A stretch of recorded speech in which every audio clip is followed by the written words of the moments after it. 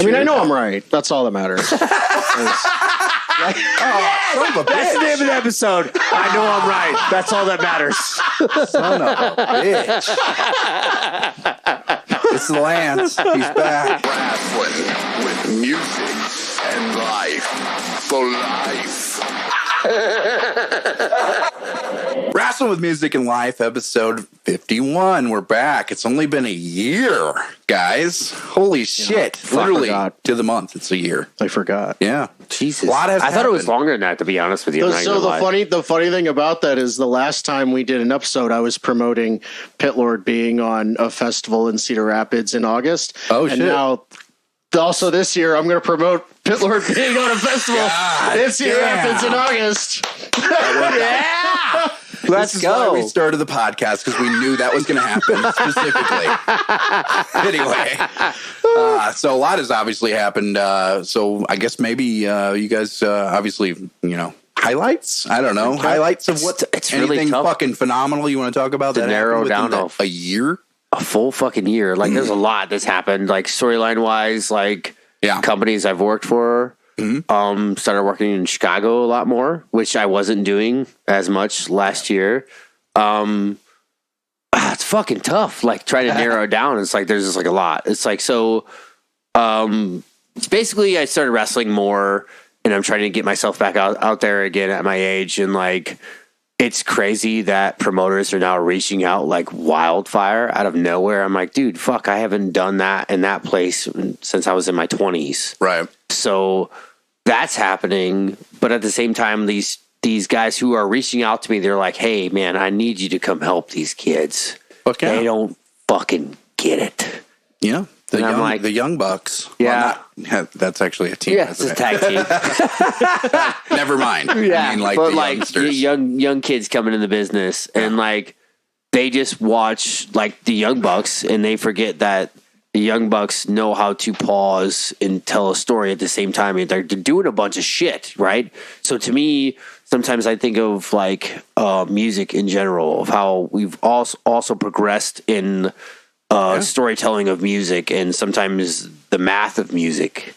Yeah. Also, so with pro wrestling, it's gonna progress, and sometimes the slowdown is important. So the most important thing that everybody was watching in the last 2 years of pro wrestling was the slowest thing fucking possible, right. And it was Roman Reigns and like the bloodline. Slow in general. Yeah. Like, it takes forever for the dude to, I don't know, you probably haven't watched it all, Lance, but basically his entrance is super fucking slow. Everything's slow. Everything he does. It's awesome. Yeah. It's like, it makes sense because he's like, I'm the big deal. You're going to have to wait for me kind of thing. Exactly. I like it. I like the idea. Yeah. So everything else is super fucking fast. And then when you're the most important fucking story of the entire fucking show, you can take your time. Right. And like every little thing you do is important. Mm-hmm. So that's being lost on these kids who like want to do a million things in 5 seconds. And it's like everything you just did, the crowd's like, I don't know what I just watched. I don't understand. Right. Now, do you not think that like the industry needs to grow with that in a way? I do. I agree. But at the same time, remember, we are in a generation of like goldfish, like, that's like it's fucking ruined. 100% you know what I mean? correct. I mean, what is the average age of the students like currently? I mean, you can't actually start pro wrestling school until you're 18, and some of them so they're that young. Yeah. Okay, I mean, there's no like 35-year-old dude. No, that happens. Like DDP. That happens. Okay. Well, I mean, not like 35, but like there are guys who are older. Like my age breaking in, I'm like, dude, I've been doing this for like 20 plus years now, and you're just now getting in. I'm coming in, brothers. It's a pretty crazy thing to think about, like somebody going in at that age and your body's not just made of rubber like it is when you're 18. Yeah, right? Right. Like, although some people like don't age. Yeah, you know what I mean. You don't see it. I feel like you don't see it with music as often because, to really like build yourself in that industry, you need to like put in the reps and like give a shit. Not work out. It's so hard to give. It's so hard to give a shit about anything outside of just surviving when you're in like your 30s. Yeah, but it's the same thing though. Like after like, I mean, obviously those people who've put in time, and done things. Sometimes there are musicians who are around. Like, I mean, it's a band I'll bring up right now that you guys would be like, oh, who gives a fuck? It's boy girl music, as you guys would call it. So like, I haven't heard that in a while. So like, it's the band Bill Murray. Okay. And the guy was the original guitarist, like clean vocalist for Attack Attack. And like, he hadn't played music in fucking forever. Yeah. And then all of a sudden his band Bill Murray is blowing up and he's going on tour with like Sleep Token all over the fucking world. Yep. And like, it's just putting in time, man. You know what I mean? You know? Yeah, I'm sure he has a shit ton of connections. There's certainly, I was going to say there's Attack Attack was fairly pretty big. I mean, I don't even know what the fuck they sound like at all. I fucking promise. I promise. You wouldn't even like him. I'm just saying, I know what that band is. I promise. Yeah. Yeah, I mean, you've heard that name. You wouldn't have been in. No, you wouldn't have liked it. You think I would have attacked but them they were big enough. a lot? If they were big enough, I mean, you were right. They were big enough that if you were in that band and even I just remember seeing a sticker somehow. Yeah. And it was like it had the exclamation points, Attack Attack. I mean, and I was like, that still, sounds cool. I mean, there's definitely amazing. definitely some connections, that were there or something. I mean, his name is Johnny, and like it's his band, and he did this weird one time. It was the one band that I pitched to Colby, and he was like, "Dude, you like throw music at me all the time, and it all fucking sucks, and I hate it every fucking time." And he said that to me, and I threw it at Bill Murray. He was like, "Is this like that pop punk like country band?" And I was like, "Yeah, but fuck it, give it a shot." And he was like, it was like 2 days later, he was like, Bill Murray fucking rocks. I was like, oh, okay, got you. Fucking finally. I was like, we connected on something. Sometimes it takes a while. People have to find shit like that themselves most of the time. But maybe, sometimes it just clicks. And all of a sudden they're like, that's my favorite fucking band. Thanks. Yeah. And you're like, holy shit. Yeah, I got one. It happens to me because I'm a hard person to suggest music to because I'm just finding stuff on my own all the time. Yeah. But I mean, to build on that point, like when you showed me Textures like forever ago when that first album was out, even like the second album, I was like, it's pretty cool. But it was like when Silhouettes came out and I heard it, kind of on my own. It was like, done. I was into it. There's like 10 bands where they made such a good fucking album. It might not have been their first because there was maybe like an EP before or whatever, but there's like 10 bands where I would listen to the next album and be like, oh my God, this is not good. But then you'd listen to it again and be like, oh, I see what they tried to do. Yeah. And then now I look back and I'm like, fuck, dude, those albums were all great. I see what it was building towards. Yeah. But I think it's because, there's not, I don't want to talk shit, but like, there's a few bands obviously that are coming out that are new and shit, but they're like originality wise, those bands were fucking original and different. Obviously people could say like with Textures, hey, there's Meshuggah, there's blah, blah, blah. Yeah, 100%. But they did a fucking, the whole band sang while they were doing gang vocals. The connection. They did gang vocals. They did really good choruses that they repeated. The thing is with that is like when Textures broke out, I mean, the whole idea of Meshuggah making such an impact like that was not really super popular. I agree. I wouldn't say Meshuggah really broke out until Obzen. By that point, like after the Burial had started kind of doing that same shit. Mm-hmm. Yeah. Like a lot of that stuff was more in the it was present in more of the stuff that was popular with younger kids at the time, Was it Between the Buried and Me that was also around that time? Well, Colors came out around in early 2000s. Yeah. But I wouldn't say they sounded as much like Meshuggah. No, but progressive metal in general. That wasn't like Symphony X. It wasn't power metal, which was all you would find with progressive metal at the time. It was always like power metal-ish, and things hadn't become so splintered by then with that kind of stuff. Yeah. And it takes that greater majority of what is blowing up and was popular to be like, well, we've been listening to Meshuggah since like, 1998, and that's why we did this band, and suddenly everybody goes, whoa, who? Here's your breed machine. It's like, oh yeah, okay. Yeah. So, it's interesting how Gent those things itself work. became, kind of slowly a genre. Yeah.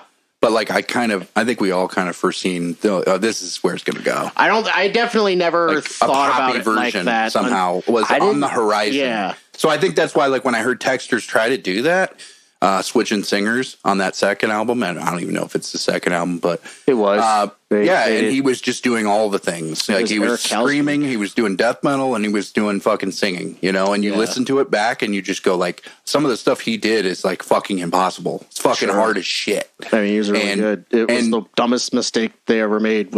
Well, I guess he left, but whatever. Right. Yeah, and letting him go. it Not was trying to hold mutual. on. Obviously, they're still friends to this day, and they still fucking do shit apparently. So that's pretty cool. Just like Killswitch when the band when Jesse leaves, and then Howard takes over. Everybody's cool. And then he They did came the back, same and thing. And then he came back. That's when I fell off with Killswitch. Yeah, this last album, I don't know, man. There's I one mean, song on The it that last fucking few, got me. I've just been like, Yeah, there's one song on it, and I'm going to tell you what, it got me for that day because I don't even remember what it's called now. I liked the first album when Jesse came back because I felt like he had something to prove. Yeah. So he was like definitely letting himself fucking go, and it was great.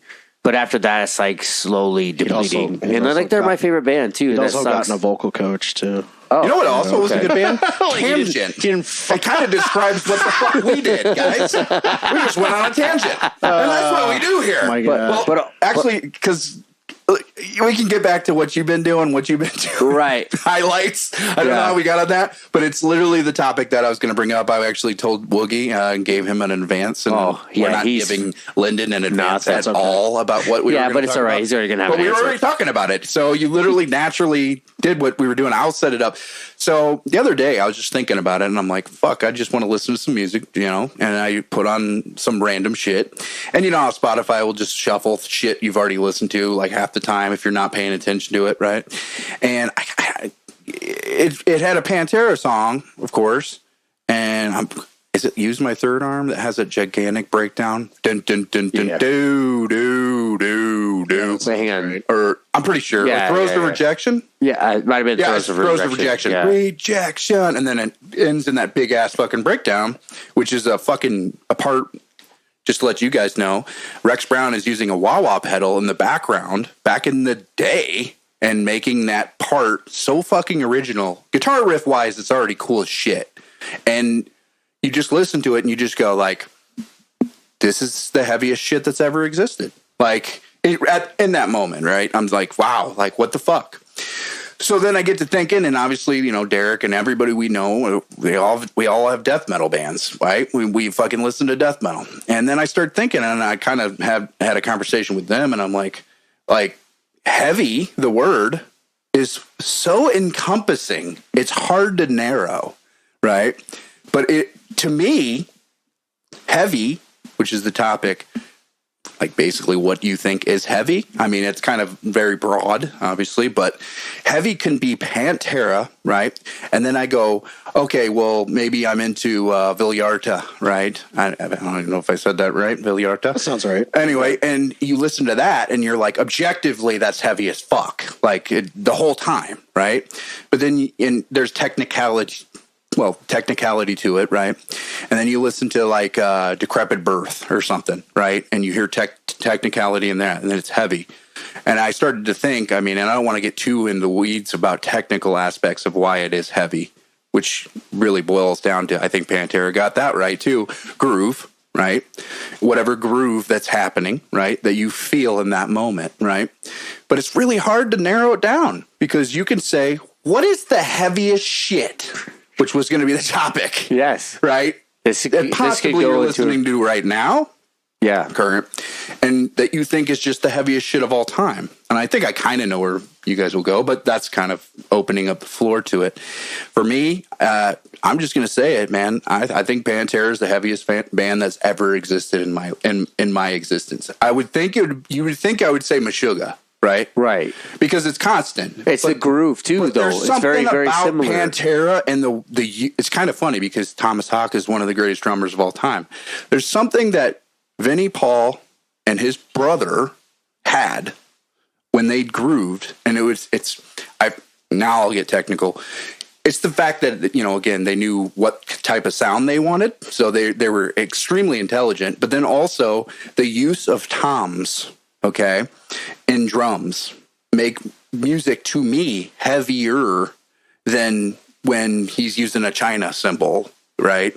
Which, again, there's way more intricacy to fucking Thomas Hawk. And again, he's using a million different cymbals. So it's not just a Chinese cymbal, but we all kind of remember that, when you think heavy, you think maybe a China or a breakdown or something, Yeah, breakdown. Right? But really what it comes down to is just how they groove, right? Whatever band that it is. And I guess we'll just start there.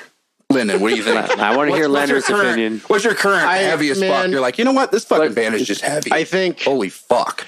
Probably something we've never heard of. No, Probably. I don't know. But it's going to make me want to listen to it I'm when I always leave going to here. draw a blank because heavy. It's like skeletal pathway raining. What? Anyway, heavy to me in like the most basic sense is for sure an emotional. Yes, emotional response. It's that was not, going to be my thing too. I'm not as emotional as you guys. It's Sorry. not, but Not like emotional, but like sometimes. Go ahead. You can. No, you I can, get it. You can attach it to a sonic meaning. There's an actual frequency. That's why I didn't want to get too technical. You can call like a sort of like a doom, like a stoner doom band that may not be aggressive, still heavy. You can have an emotional heaviness. I think it really comes down to like an opinion, because I've heard other people call shit heavy. I'm like, what are you even hearing? I mean, Shug said it. We were listening to Gunship when he came in. He's like, this is like heavy. Well, I mean, Emily, sometimes like, yeah. As long as I've known Emily, she's showed me like the heaviest like EDM shit. Where it's just yes. like, so I don't know. What does EDM stand for? Electronic dance music. Okay, that's what I figured. I just making sure. Wasn't something else. Like, so, man, I don't know. I couldn't tell you. I would say in terms of like metal and riffage and just that idea of heavy, it's probably like Humanity's Last Breath. Okay. Like the most recent Humanity's Last Breath, some of the heaviest shit. I mean, in terms of that idea of it. Yeah. But man, I don't know. I mean, I am tempted to be like, oh, it's like some early 2000s like Unique Leader death metal album, that's right. Just, that heavily scooped gain on a guitar, that kind of thing. Yeah. I don't know. I wouldn't say what I think is the So I'm glad you thing. said that, though, and we'll get to you. But I just want to make a note when you said that, because that's what also got me thinking, because I was writing something, and when I was writing it, I was like, oh, I play it, whatever, and of course it sucks because I suck at guitar, but whatever. Jesus anyway, Christ. and fucking suck, and I slapped a blast beat to it, right, and I was like, and this is heavy as fuck, right? But then I was like, I don't know, maybe I'll just, because I fucking flirt with different, drum beats, and then I slap something that has some like tom groove to it, right? And to me, it was just fucking heavier, right? And I know a lot of people don't fucking write music and overall, know what I'm talking about, but overall, yeah, like to kind of comment on what you said about Pantera, because I would argue you have, and maybe you do too, you guys have a distinct emotional attachment 100%. to Pantera. Oh, for sure. yeah, For sure. There's a nostalgia to it, that I don't necessarily have because it came later for me. Yeah. But if you want what I would really say, what true heaviness is earned. yeah, It's earned. It's a build up to that part. It's an emotional drive to that story. part. It's a story, But also sometimes telling a story, which is also kind of lost. But also sometimes where we could bring up a band who wasn't considered a heavy metal band like Hatebreed, Right. where they would have the heaviest groove, but have like emotional lyrics and the way he's delivering them as a fucking heavy response. Yeah. Like that is considered heavy to me sometimes too. Is like, it's like the groove, the build up, and then like Killswitch Engage. Like, guess what? They're not considered heavy to some people, but like their lyrical content to get to where they're going, I would consider very heavy in the emotional response to things. Yeah, it all adds up. It all adds up. And I think, when we saw like, there's a lot of metalcore you could say about this. You could put this on, or like earlier deathcore stuff where it was just breakdown, and it's like just there for the sake of it. Yeah, where it's just like, it got lost. It's like when you're watching a movie. I mean, to go on with what you're saying with story, it's like when there is a major happening in the second or a third act of a movie. Right. The weight of that is determined by how it happens and what led up to that. Exactly. Because when random twists just happen for the sake of it confusing you or surprising you, it doesn't mean anything. That's why. Oh, go ahead. Hang on. That's why. Like I still enjoy the band, but this is how I describe After the Burial is like watching a Tommy Jaw movie. Tony Jaa, where it's like, yes, it's super fucking cool, but you're like, none of this makes any fucking sense. He's just looking for an elephant. I fucking love it. The fight scenes are fucking awesome. The story is, where the fuck did it go? Yeah. It's just like, and then like into another thing. Dude. And it's like, what the fuck? This is one song? I mean, I hope that fucker gets a half gainer right into the back of a garbage truck. Anyway. Think about the ending of, There Will Be Blood, that movie. Yeah. I mean, you would show that to somebody and they're looking at you like, why am I watching this? Like, what is, and then you see the last 10 minutes of the movie and suddenly it's all comes together. Yeah. And to me, that's the real heaviness, Yes, that fucking build. Because man, I mean, I listen to a lot of black metal, and sonically there's so much of that you would be like, this isn't really heavy. So much of it is played in E standard and it's really fast and screechy and everything. Yeah. But when it's put together in a certain way, it's heavy. So I don't have any specific thing I would say. It's kind of the heaviest. That with the story, I would say, me and Lyndon, I don't know if you were there, but remember the band Insurrection, right? With Okobu, who became he formed Veil of Maya. Oh yeah, right? I got really fucked up in Iowa City one time right before he played. Yeah, we watched that band Insurrection though. He's right? like, I never seen them, and I got their EP, and I was like, man, this shit's pretty good, But there was like no story to it, and it was crazy that this guy was like, all right, I'm done with this band. I got this new idea, and it was like everything we're talking about right now. Everything just clicked. He started writing a story like fucking Mowgli, bro. Think of that. That fucking song is badass. So good, dude. Like lyrically, whatever. I don't even know. I don't even care about the fucking vocals. I'm just talking about the music. Yeah. The fucking riffs on that album were fucking badass. So good. And they had a story to it. They built and built and built.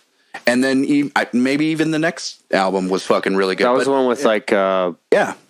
I mean, it's just hooks. You're just describing hooks. Yes. In music as well. But he also, it wasn't like they were doing what After the Burial would do, where they would like time change and it would sound like a completely different fucking song. But at the same time, it's like, is this the same fucking song or not? Right. And they're like breakdowning just to break down, like you said. Yeah. Like there's no story to it. Yeah. Yeah. He brought things back, and repetition also makes a good story. That's just with any music. Right? Well, yeah. Bacon Basher. I mean, come on now. That's super fucking cool. amazing. I want to hear it. My son fucking loves that song. Well, if Pitbull decided, you know what, this is a really fucking badass chorus and we know it, let's just not repeat it. It almost pisses you off. Yeah. And when I was a kid, fucking bands were amazing. There would be a fucking awesome ass fucking vocal, and then they just didn't repeat it. I was like, fuck this, and I threw the actual CD. That was my favorite thing. My favorite thing Decapitated would ever do was some of their riffs is just play it once. And no, I mean some bands can do that. Yeah, don't get me wrong. Once in a while, some bands like fucking. I'm trying to think. Actually, now I would say Villarta, because they don't really ever repeat like a fucking. Yeah, they're just all over the place. Yeah. A lot of times. From what I remember, it's been a long time since. But I mean, that's that kind of thing because that's pretty much what humanity's last breath is, right? Yeah. It's like everybody in Villarta, pretty much from what I'm to same groove, from what I know, same dude, same. I mean, so it's the same kind of idea going on. It's just better, in my opinion. But I'll say like only Dagger to me, that album. Or whatever it's called, Mastodon or whatever. Yeah, That album is the only one that I can listen to all the way through. Mastodon. That's the only one that I can listen to all the way through. And then as a band, they kind of did the new age thing, which is like, hey, we're just going to put out like 4 songs, and then we'll have a full length, So they kind of teased you for a while. Which is, I'm guessing that's what you have to do anymore. That's what's happening in music right now, man. So, I mean, it's weird, but it is. Because we all want to hear a full album, I think. I don't. We do, sure. Yeah, I mean, we do. It's not necessarily how the greater, majority of people consume That's true. music. Goldfish, man. Hey, give us small doses. We can take that. You have so much more to consider too. You have algorithms and shit because everything is streaming. So it's like put a single out every 6 weeks, do 3, maybe 4 singles. Some people do so that you get tied into that algorithm, and then you still also have to be good. Yeah. You still have to have you still have to be palatable for the most part.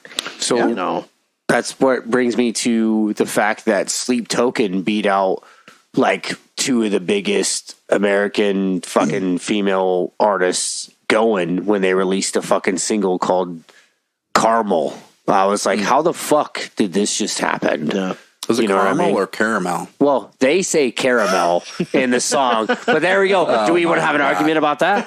They're like fucking British though, so they are. They definitely say caramel. They're gonna say stupid shit. They say caramel, British. But yeah, they got peanut butter in their mouth and shit when they talk. Anyway, but again, consider a band that was at one point some of their music is considered heavy. Yeah. Right. So. As what they consider themselves. Listen to them at all. No, it appeals to a broader audience. I don't, It's definitely it's that bad. Their first fucking full length was fantastic, top to bottom, and I was into them in fucking 2018. And yes, they're progressing in the way of we're definitely going to put out more popular stuff with more vocals and stuff, not as heavy as music. I'll give you this. If they start scatting, I'll listen to it because Scatman John right now. The new one we just found is Scatman and Hatman with Lou Bega. Come on now, you can't beat Scatman and Hatman. Sits in this in here, listen to it with his kids. Scatman and Hatman, the greatest chorus I've ever heard in my life. Lyrically, just perfect. Anyway, Lou Bega, he's the guy that made.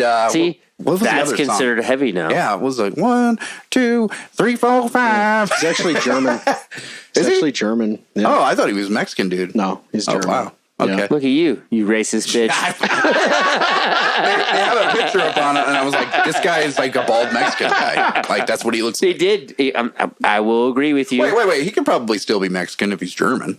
Technically, I guess. So. I mean, yes, technically he could be, but I don't think that's the case with him. I don't remember exactly. He's I hear no accent whatsoever. German. But how many times do you hear that when people fucking sing, dude? Yeah. You can kind of hear it.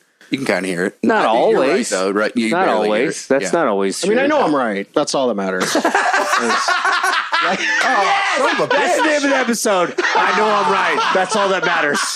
Son of a bitch. It's Lance. He's back. He brought his pencil. Give me something to write on, we're gonna baby. get back to Shane's highlights. Oh yeah. Go too far. Keep it going. Well, that's not so great. You were talking about the students somehow, and I'm guessing you were because you're putting brothers and sisters over. Yeah, I've been actually doing that a lot. And the funny thing is I took a lot of pride in somebody I took under my wing because she was young in the business. And then she got 2 of them actually One of them was Heather Reckless, who's shorter than Lyndon, made me feel like a fucking giant. It's like I got to wrestle her, and this is my favorite part. This is my favorite part to tell these stories of like, hey, what is it like to wrestle a girl? I'm like, you know, when you like do a move, right, and then all of a sudden there's no dick and balls there on your arm, it's weird. What if there was dick and balls? So that'd have been weird. So, anyways, but I got to wrestle. I've never had a singles wrestling match with a woman in my entire life. That was different. And then I've got to help Maggie Lee, who's now, both of them are both now signed to TNA. Nice. And I'm like, I take pride in the fact that these students I take under my wing are taking off. Like, it actually, some people are like just jealous of like people and their success. I'm like, I take pride that I had helped at least somewhat in that happening. Yeah. I will never be jealous or upset of somebody else's success. Like I love that. I love that for people. I would never be one of those people who are like, oh, fuck that. That's supposed to be my spot. No, fuck that. I'm never going to be that guy. I'll never be that dude. Dude, YouTube had Kevin Steen in your match just pop up on my YouTube thing. Really? Yeah, and I was like, fuck, I'm going to watch it. And it was really good. Yeah, we worked together and I'm like, twice. Holy shit. Like, this is young Woogie. Yeah, worked together. We worked together. Super young, babyface Woogie. I was not a baby face. You're not a baby face. I was I'm just heel meaning as your fuck. face is. Your fucking face is definitely a face. I was young as fuck, but like, I got to work with him 3 times, and every time was fantastic. And like, everybody's like, oh, Steen's like, comes off as an asshole when he's a heel. Yeah. Like, and you watch him work and he's beating the fuck out of his best friend. It looks like that's your best friend. That's what you're doing to your best friend. Right. He's like almost killing him. It's like, what the fuck? But that's what you do when you're in the ring with people. You really are like, hey, this is basically my brother. We're going to beat the fuck out of each other and it's going to look real as fuck. Hell yeah. But like, that was where you been wrestling though currently? A lot of locally SCW. Okay. But also I was doing Chicago style wrestling and AAW back home where I started doing Danny, this is the one that like he loved. Like I just showed up and I had my Slaughter Prevail mask and I started painting my neck black. Yeah. But I put on a priest outfit. And he was like, What the fuck is this? And I go, I'm a demon priest. And he looks at me and goes, I fucking love it. And I was like, all right, cool. This is what I'm just going to keep doing. And I would take it off, but I would have a vest and a tie underneath it, but I would have latex gloves on like I'm going to fucking kill you. Like I want to slaughter you. Or give you a tattoo. And prevail. Or a tattoo. That guy's dapper. He's like, he's going to put a tattoo on me. Nice. Maybe you should name yourself Damian Priest. Oh, that's good. That's really good. You said Demon Priest, and then you described that, and I was like, holy shit. That would have been funny. He's actually gotten better. No, he has. I only watched WrestleMania. That was all I watched last year.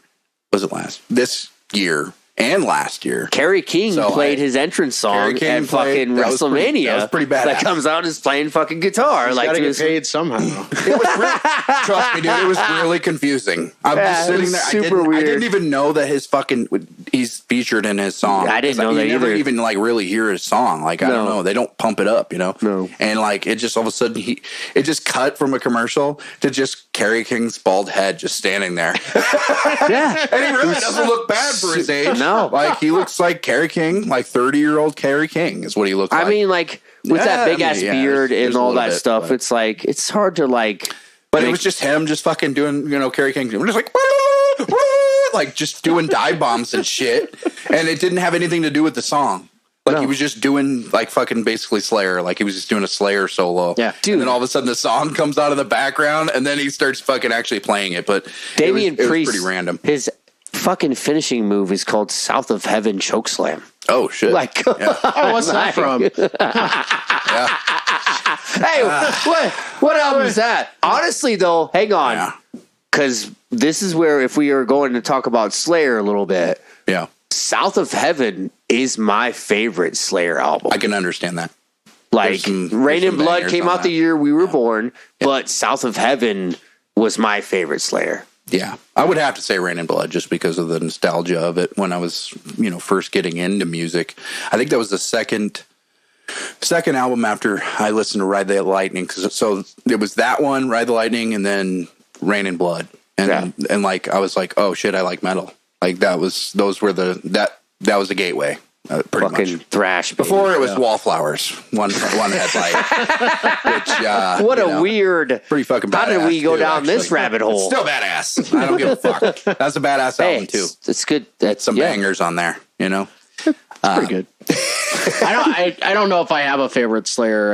I mean, I probably would say Rain and Blood just out of laziness. Yeah. But I think South Season of Avenue- the Abyss is really close second. Yeah. Oh yeah. Fucking Man. awesome. I don't know. I don't know any of them that well by heart where I can say I have to stay out of this vote. That's okay. That's all right. Well, anyway, so you were saying Danny, and you were saying the place you were wrestling. Oh yeah. And- AAW, and like Danny decided he really liked that look, and I started to run with it, and I was heel there, so that when SCW, it's funny. This is the funniest fucking part. I had lost a match that forced me to be in a group called The Chosen. And they do this all the time. Yeah. And I started to dress the same way I did in AEW as a heel, but I was doing it as a heel here, but I was chosen by, Yeah. So it's like, I was like, this is fantastic that it's like two opposite sides of the spectrum, like that yeah. I'm basically doing the same thing, but I just do this pose instead, Yeah. and it makes it different. I wonder if there's like a guy that goes back and forth through the shows, like a huge fan, and they're just like, guys, obviously he's doing the opposite thing here, dumbasses. How But still getting booed. right. It still reminds me of that time where I wrestled Eric at the fucking Iowa City block party, and he's like a Bible thumper, and I come out with my demon mask, and the crowd's like, they're like, you know what I mean? I'm like, oh yes, we don't like Bible thumpers anymore. So it's like, okay, so if you pretend to be a Bible thumper, but still dress like a demon, they'll hate you too at the same time. It was like that. Yeah, Iowa City was chanting "Kiss him." Okay, yeah, that makes sense. I believe we were the first state to allow gay marriage, so that does make sense. Never mind. So like it was funny That because Merrick Braves like trying to run with me. He was like, "Hey, before I finish, kiss him." I'm like, "Fuck you." Oh, I'm not man. doing that. But in my head, I was like, I should have. The crowd would have went nuts, but I would have just faked it. Thumbs. Yeah. You know what I mean? Should have done it. Should have done it. And then I probably would have got my dick sucked by like 3 girls at the same time. Cut that. Don't cancel me. You're not in a relationship. You're fine. Just kidding. It's a joke. It's not in a a dick. You don't have to relationship, take it so hard. No, I'm not. Okay. Well, you'll be all right. But I just said what I said, Yeah. I believe that's things that Shug wouldn't mind. No. Is what I understand. At about one you. point, it's happened in my life. I've had that conversation. Yeah. And some people are like, wait, that happened to you? I was like, yes. Yeah. In my trailer. Oh, man. That they thought I was still something important. Yeah. A lot of things happen at shows. My A lot of things trailer happen park. at festivals, Lyndon.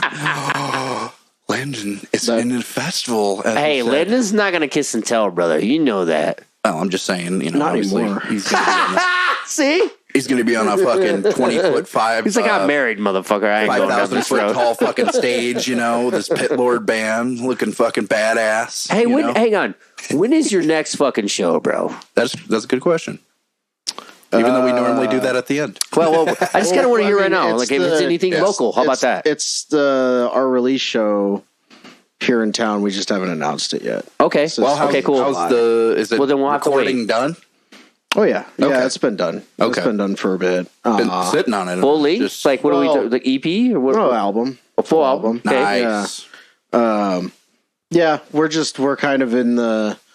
We're still setting up. I think we've got everybody booked for the release show and the place and everything. I have to finish putting the flyer together. Well, yeah. Well, then Yeah. we won't release the date of that yet. So Yeah. Okay. But it's local, right? Yeah. Fuck yes. Yeah, no, Let's go. we were throwing Well, around. it's about to be summer, so there's going to be all sorts of good shit. I bet. Yeah. Dude, summertime is the there's- fucking best. Do they still do stuff. that metal show over like Beer Stube? Like Metal Fest or whatever? You Beer are- Soup's you like are so done. far- Beer No, Soup's like there was actually done. a show. There was a show. There were a Wake, couple. sorry.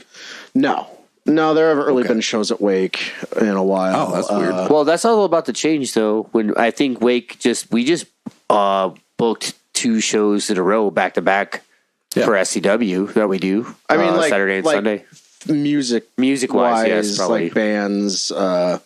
It's tough I know because they that don't it's- have anything to like cover you guys. Kind of. Well, I mean, I think it has something to do with like the owner. I don't know. I don't really want to like talk about it. Oh, one of them. It had One of them. something to do with One of them that. got canceled. Somebody got in some trouble, and I think it has something to do with that, but I don't know for sure. Because Well, he's apparently. People like drama. I'm a fucking talk about it. I don't give a shit. I don't care. One of them. I just don't really know the details. There are 2 brothers that own the Yeah. place. Okay, one of them fucking was being basically sleaze bag to a lot of women that would come in, and even one of them was my ex-girlfriend.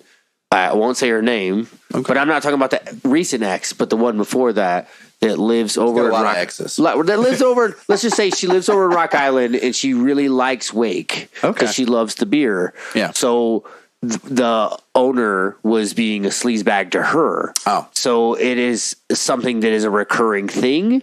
So that eventually it all came out that he was being a piece of shit and he was touching women he wasn't supposed to. And what it comes down to is, yes, it's a lot of people don't want to associate with the bar because of it, but apparently he's been fucking kiboshed from the fucking bar. He's nothing. He doesn't own anything. And the other brother is pretty awesome. He's the one who offered me to be fucking like what's the Sponsored? sponsored? Yes, and I should have fucking done it. I want to make my own beer. The Shug Do it, beer would be dude. awesome. Yeah. the Pale Rider.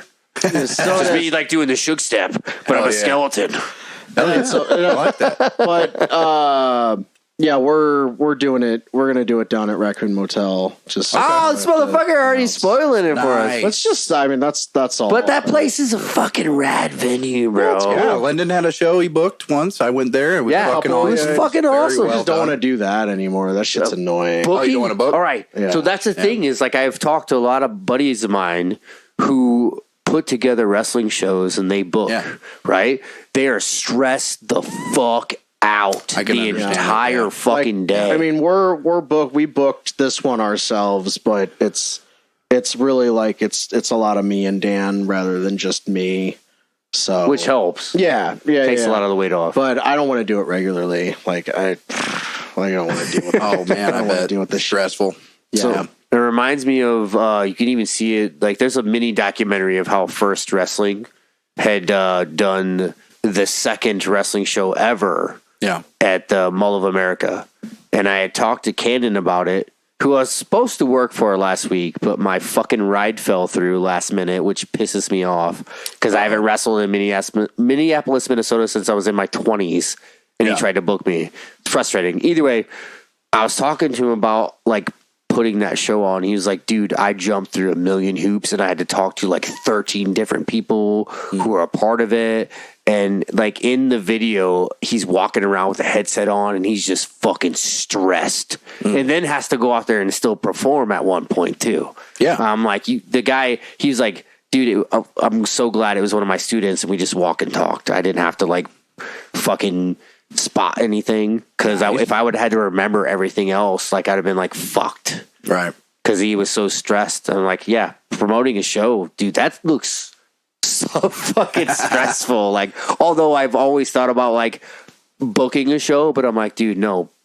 Like having to pay for it, be responsible for everything. Yeah, I mean, EHW was the hardest thing to book. When we threw flyers into the West High School urinals every day, 40 of them to a fucking urinal. What's that? And people just pissed on them. I felt pretty badass. Mitch man. I don't Hedberg. know. Mitch Hedberg. Here's a flyer. What I'm saying is, here, you throw this away.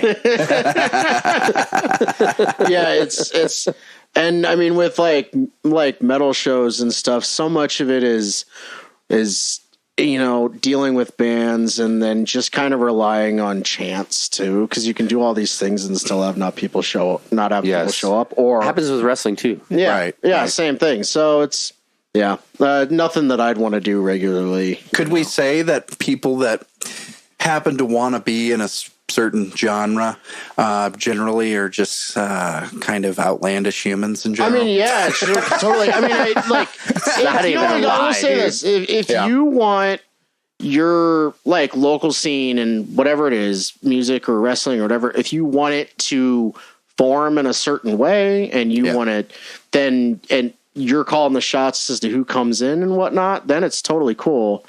But I mean, you have to deal with the stress of it and everything. And I mean, yeah, that's just, ugh. That's, doing it, being there and playing is enough. Well, let alone like this kind of segues into into the second thing I wanted to talk about. So you're kind of talking about the inside baseball, basically, of how the sauce is mixed. AKA, you were the booker. That's literally how everything begins. Someone has to begin it. Yeah, right. It doesn't matter. WWE is about to do a show where they're actually going to show the writers, and they're actually going to show everything that happened, okay, in the back. And to me, we were talking about Mystique when you rolled up, of just Mystique with these bands that we loved and whatever. They had Mystique because you couldn't always see them, right? They were off that stage and you didn't know where the fuck they went. There was Mystique with everything up until probably like 2000, I don't know, whenever the fucking, obviously you have your own cell phone, you know, that pretty much with a nice camera on social media. What, like 2012 or something like that? That's when Mystique kind of just started slowly dissipating, especially in wrestling. Yeah, for sure. This is basically saying, hey, there was like a little bit left, okay? Like, obviously, Triple H is like, if you guys don't know it's fucking, set up, I mean, there's something wrong with you. But it's like, no, maybe those people actually do have something wrong with them. Don't want to. No, they do. But, hey, they do. 100%. But you're taking away something for no reason. And I think when you give all the sauce, you're going to give all the sauce.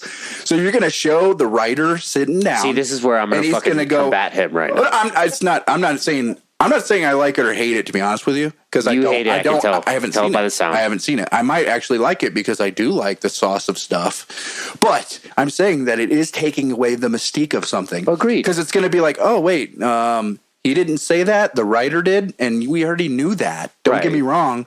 But like as a just a casual, is that something that you want to put out to get casuals?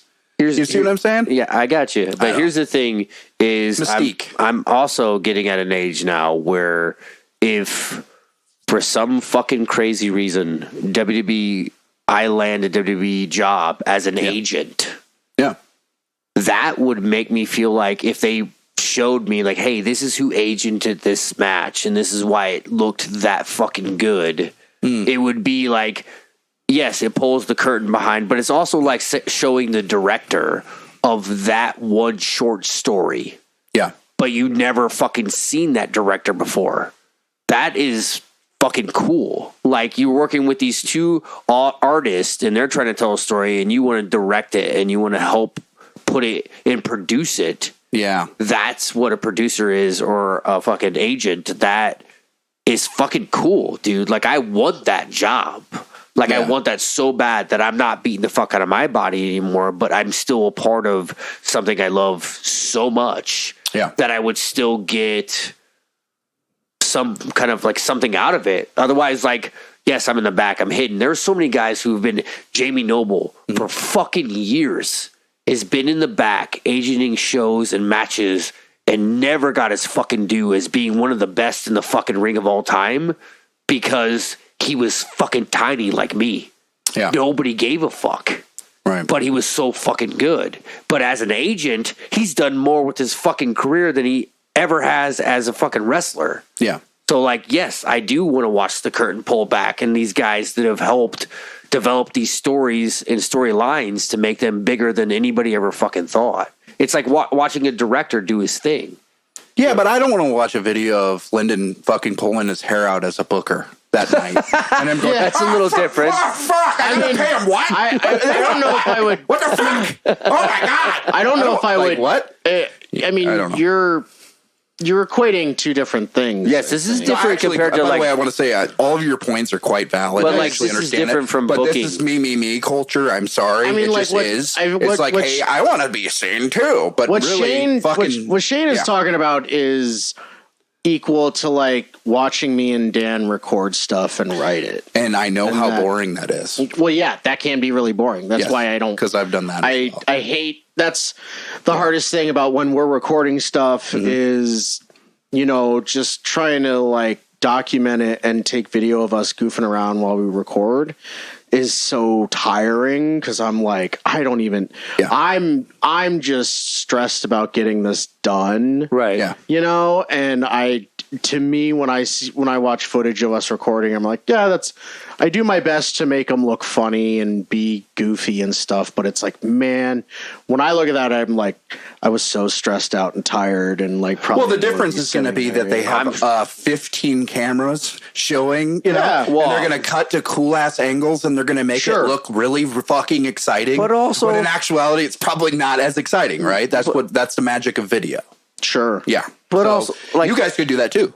Like, you could be cutting and like when you fuck up, Derek did it in like 2 seconds and put a video of us recording. Yeah, but the thing is with that, he put though, like fail on the screen and with shit. that, you can only do that so many times before it's just like old and not repetitive, effective. Right, yeah. repetitive. Right. Yeah. It's like, oh, you can do that once. But I'm just saying, he put that video out and I watched it and I was like, man, this looks like the most exciting, cool band ever, right? Because we were shooting shotguns in the video. We're doing all sorts of shit. Nothing happened sometimes. We sat there for like 30 minutes trying to figure out what the fuck we were doing, right? Especially with recording. And, just think about the setup. When you're like, Dan probably already has it set up by the time you get there, if I'm guessing. I don't know. Yeah. And you didn't know that for 10 hours, he was like, fuck, I need to put it right here. And then fuck, because the setup is like obviously super fucking boring, but it's long and arduous. It's just Dan sitting at a computer going, yeah. But also, hang on, going back to what I'm saying, but Lyndon is right.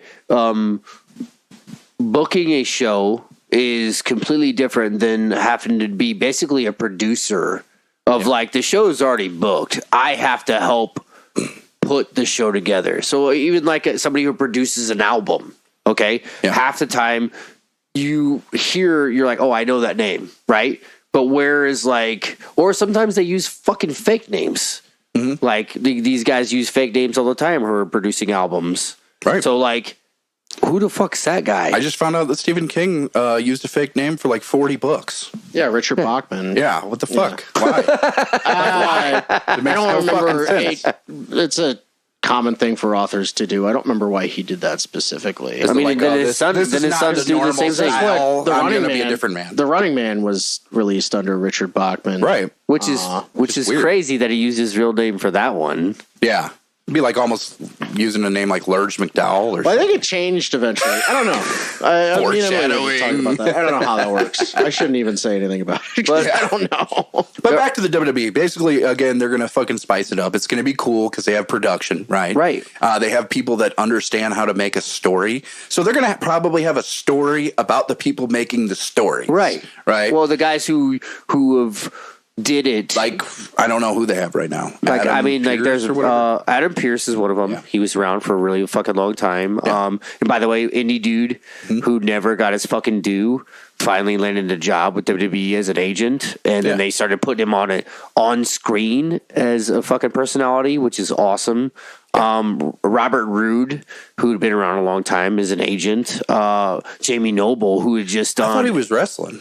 Robert Roode, no, not anymore. Okay. No, he stopped for a bit. And then Jamie Noble just did a clinic for kids, the students down here in fucking Davenport, like last week. Yeah. And this is a guy who's fucking amazing, by the way. Former Ring of Honor champion, was in WCW.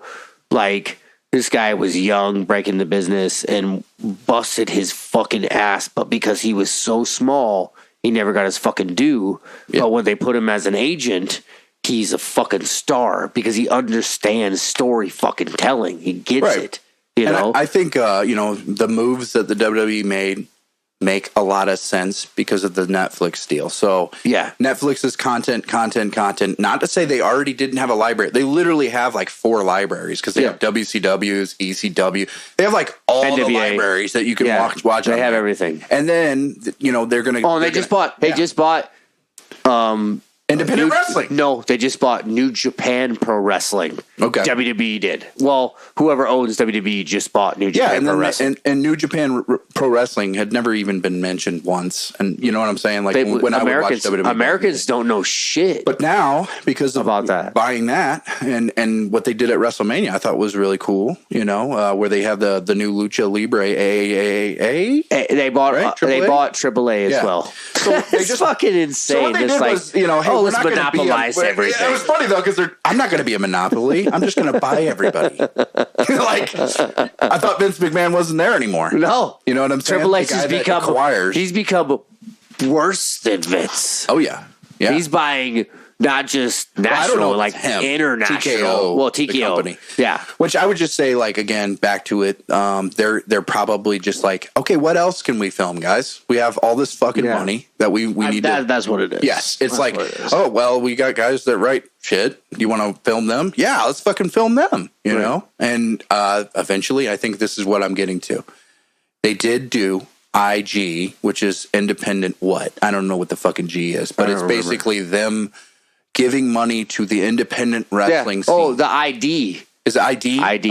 Okay. Yeah, and I don't know what that is. So they'll give a certain independent wrestler an ID, but basically they pay for that talent to perform at other shows. Okay. And then like put themselves out there. Basically, in the long run, if they become a star, they will eventually get signed and be on TV. If I'm not mistaken, that's how that works. Yeah. But yeah, you have a WWE ID. Guess what that means? Oh, I'm just going to charge $250 more a booking or whatever the fuck you want to do because you have a WWE ID. Okay. And guess what? Promoters. Oh, WWE. Yeah, we're going to fucking pay for it for you to get here. You know what I mean? That's Pat Patterson there? I'm sure. He just kept touching my dinghy. Lyndon might not get that. No, but anyway. he does not get that joke at all. I touched his dinghy. He's French, right? Anyway. No, I can't remember. I thought it was Tony Atlas was like, he just touching my ding. He just kept grabbing my ding. Anyway, I guess what I'm getting at is obviously, hopefully, that equates to Black and Brave. I assume has some sort of deal with WWE. Well, I'm hoping. Well, they do. Yeah. Like Colby obviously has his own school, and then there's definitely a buzz, but Colby's always going to be hard and rough on his students because guess what? He wants them to go down to like, hey, fucking do what I did. Grind. I fucking grinded for a long time. Right. I'm not going to just give this to you. Yeah. You know what I mean? Rightfully so. I think every band and every art in general, if there's not consistency, and I guess that leads to this podcast. Consistency is key. All right. Only a year later. Hey, we're at the hour mark. I'd say it's fucking been a good one. Let's say this before we go. Life gets in the way. And I'll just say, obviously, I'm very, very happy that we're going to have our third baby, me and Alicia Marie. Yep. Been busy. Lyndon's like, right 3 babies. I just got done with my first semester back in school full time. Fuck so yeah, I'm a full time worker and a full time student online. And it's just been busy. And I just realized, especially probably 6 months ago when I was looking at this fucking thing, the spider shed is what we're in. I said, I'm going to finish that bitch, especially before next winter, because that's usually what's going to be really hard is when it's winter. We can put some space heaters in this. I mean, you've got insulation in here now too. Oh, I put insulation. I'm putting drywall. You guys see, and I have to do mudding. We're 3 human beings that are going to be sitting in here. Well, we'll have some guests. I already have a lot of people. And I will say thank you, people that, some of them I don't know that still message the Facebook, the Wrastlin with Music and Life Facebook and say like, what the fuck? When's your next shit? And I'm like, who the fuck are you? Is that a people? It's like, are you guys done? Did I'll you be honest quit? with you guys. I'm not going to answer them. I don't know if you're real, and I don't know. Are you a bot? What is this? I would say that, but I just don't even want to. I don't want to engage. Right? There was like 2 or 3 people that actually we know, but like I didn't even know they would ever watch this shit, and I'll just leave it to that. But the point is, I appreciate it. I definitely want the 30 or 60 or whatever guys to come back and be like, hey, they're fucking back. Let's watch them, you know. And obviously, I'm going to put the Patreon over because the website really fucking didn't really do nothing. What? I'm paying $400 Even a year. Even the Patreon, I don't understand. Well, the Patreon, the Patreon is we don't we do had anything. 3 people, you know, giving us. I mean, you fucking guys laugh. Fucking That was 3. cool. Hey, at least we had them. Hey, there I was guarantee more we so- lost at least 2 of them. It's more something people do after they have like an audience. That was what Well, there's 60 SCW did. people. I was thinking to myself, shit, if 60 people want to give us $1, 60 that's people that were like, $60 a oh, month. free show to watch. Well, SCW fucking. We needed extra content, and eventually it just kind of boiled down to, especially because, unfortunately, I should say, YouTube analytics. You can kind of see that a lot of people are like, oh, okay, it's been an hour. Yeah, I'm gone. If they even last Right. that Yeah. long. Well, Goldfish. And yeah, you know, it's just it is what it is. We're figuring it out, and I think that's the whole point. The point is figuring it out. And right now, I think we're getting to a spot where I'm just like, yep, it's going to happen no matter what. Maybe it's not every weekend because we're all busy, right? Yeah. I mean, I think we kind of knew that from the beginning. Working a new job next week, Monday through Friday. Oh, nice. Finally got out of retail for There you go. So, Okay. Is there any way you can tell us what you're doing? Or I'm not working in retail anymore. I'm working for a manufacturing thing. Okay. It's not like I can't talk about it, but what difference would it make? I'm working in Illinois. Okay. But it's Monday through Friday, and I'm not There you go. customer facing anymore. There you go. Fuck people. My last day at the bed store tomorrow. Nice. And then I'm back to the grind. Well, fucking A, man. Slave That's to the good. grind. I didn't really have any cool updates. I'm still married. You do because you got festivals, you got fucking. Well, we'll we talk don't, more we don't about really that. have a ton of stuff booked yet this year, just because I've been I've been switching jobs every 4 months Right. till now. So, But also, it'll kick back in. summertime is where it really kicks in, and then you can start picking up bookings. Yeah. The bookings Well, like we had bam, a bunch bam, of people bam. asking us to do stuff, but I just couldn't do it because I was like, I'm only going to be at this job for a few months, and then blah blah blah blah blah. And like So- schedule change. Yeah. So how do you book shit 6 months in advance? When you don't know what your fucking schedule is. Yeah, exactly. So Right. So that's been kind of also with the podcast, you know, it's like I wanted to start like fucking 3 months back, and I just didn't realize, you know, full-time school's really fucking hard, especially that's why when they it's call it full time. going to bachelor's. You know, I'm trying to get my bachelor's, and I'm like, oh, wait, I got to learn about a lot of shit? That sucks. This is deliverance when he fucking said. Yeah, delivering me from all the time. I miss this, guys. I fucking miss this. I'm You just have to saying. have something to look Because forward half to. the time, Fuck. like we miss the little things that we say and do to each other, and then I go back and watch. I was like, holy fuck!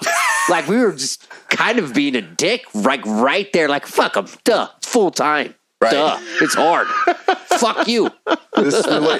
Our relationship is about a mountain I'm married. built upon I got deception life. and greed. I fucking switched jobs. I have a third kid coming. I got to go deadlift with my wife. Yes. Deadlift Wait, time. All Wait, right, man. what's the name of the band? What was the thing you fucking said? Psycho Deadlift. Oh yeah, Psycho Deadlift. Yes. The new Deadlift. I want to hear bass with like Cello. yes, that's what we hear. Cello the fuck out. Psycho cello the fuck out. Check out Cello the fuck out episode with Lyndon and Emily if you want to learn more about their band. What was it? Psycho Stick. Shit, I Psycho forgot. Deadlift. Anyway, Psycho Stick. Okay. All right. all right. This is Wrastlin Music and Life. Check it out.